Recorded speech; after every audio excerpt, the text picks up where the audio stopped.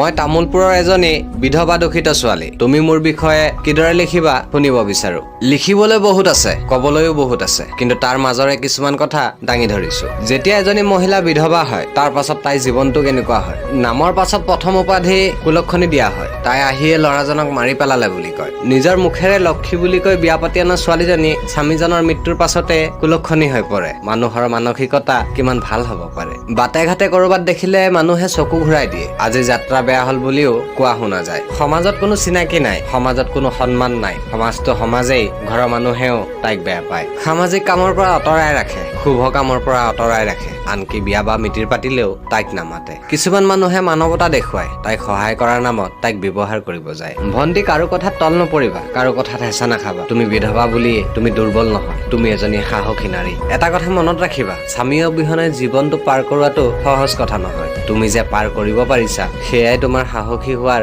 এটি চিন। গতিকে সমাজৰ কথাত কাণ নিদি, মানুহৰ কথাত কাণ নিদি নিজে জীয়াই থাকিব চেষ্টা কৰা, নিজে সুখত থাকিব চেষ্টা কৰা। ধন্যবাদ।